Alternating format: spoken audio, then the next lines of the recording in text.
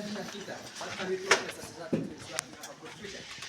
Right now, it seems extremely bleak. I shall not to think about it. How do you know my future is extremely bleak? Well, yesterday I was seated under the tree in the classroom thinking. And then? I traveled into the future, about 50 years from now. And guess what? I saw you walking in a corner in a city as a cobbler. You looked fairly battered, and your nose was permanently running, if I remember well. Me? A cobbler? Was it a nightmare or a hallucination that you had? No, it is called traveling into the future. You close your eyes and try to figure out how your future will look like, given past and current trends. You can also travel into the past. One time I traveled into the past until I was back in my mother's womb, and I sat there mesmerized. It was very tough.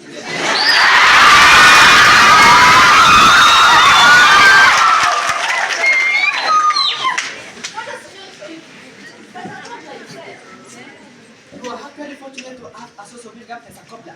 Millions of young people were loitering aimlessly in the streets of villages without painful employment. All of them were poor, hungry, and hungry.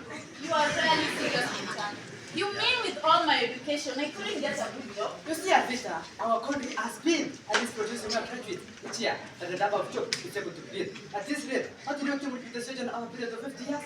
I was in a better position than Avita. I was earning my livelihood as a banis with a not so popular steel pad at that time. But joblessness was not really my concern.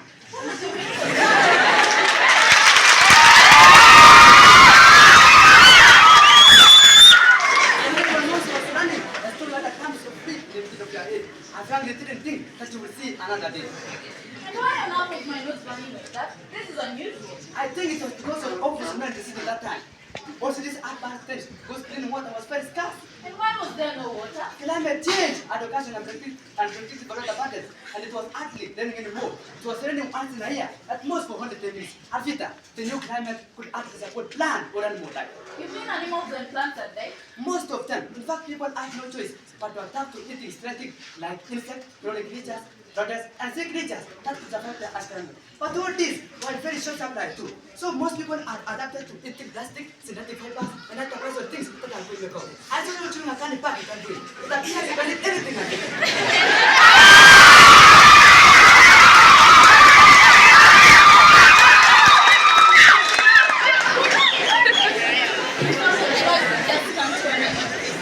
You are very right, Peter. Life expectancy has dropped drastically. You see, people today live up to 80 years or even more. In their future, people who are able to live up to 30 and 40 years at most. I agree. And why were they dying so early? Diseases and malnutrition. Many people couldn't afford medicine and good food. Crime was also too high, with people being slaughtered like chicken. Like chicken. That is what is in our municipality. In any case, and as you know, law enforcers and judges will only serve those who please their part. So the rest of the people have no avenue for protection and justice. They had to figure out their private arrangement for security and justice if you get what I mean. And that made people take the law into their own hand. And that's pretty much the situation today. It has only aggravated after the 50 years period. I will tell you, my dear Montana, that lack of knowledge is darker than night. I also traveled into the future, and I saw an entirely different world. Really?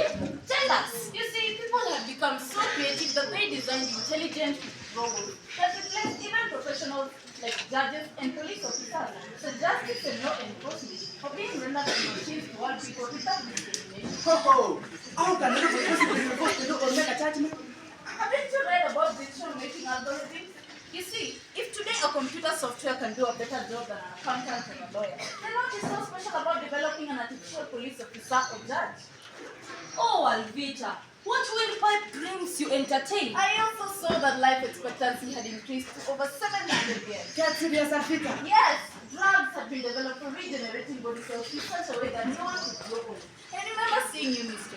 You looked so young and beautiful at 250 years of age. Alfita, I always knew you had a fertile imagination. I can assure you, no such future is possible given the current trends in our municipality. Oh yes, it is possible. Through creativity, we have transformed human society so fundamentally that we do not need any jobs. Forget about cobblers and all that. Machines are doing all the work for us.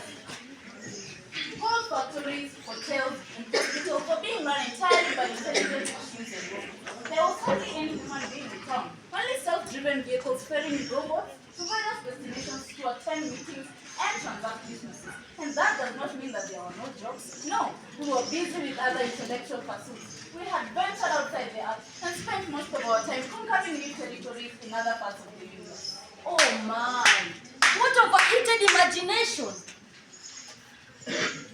I also saw we had even developed technology for clearing the air of carbon emissions, which had solved the problem of climate change, and we could make rain whenever we felt like. Peter, do you see that scarlet hippie speech on our school fence? Yes, I do. Why? We better discard. See which side of the fence a bird will fly, or if eventually decide to fly. What rather than waste our time on idle music? I agree with Montano. If hospitals today barely have medicines, how practical is it to think that there will be in the future when intelligent machines and robots will run them? From where will the resources come? You see, Mistress, the resources are there even today. All we need to do is to ensure that they are well used for the right purposes. There lies the whole problem, Alvita. We will never be able to do that. We can find innovative ways of ensuring that happens. Impossible, how? Have you not heard? My friend and I developed an innovation, an app to solve this problem. Innovation? Have you not heard that we won this year's National Secondary School Innovations Competition? Oh, really? Tell us about it. It is an app, a simple mobile application on which people share information, videos, text, and photos, just like in any other social media platform. The only difference is that we went further and developed what we call a digital pigeonhole. And what does that mean? To understand it, just think of a traditional parliament, where every member of parliament has a pigeonhole or a wall where they receive their letters, notifications, and other communications. Yes. Now think of a wall with a pigeonhole for every municipal department, where every member of parliament receives their letters, notifications, and other communications.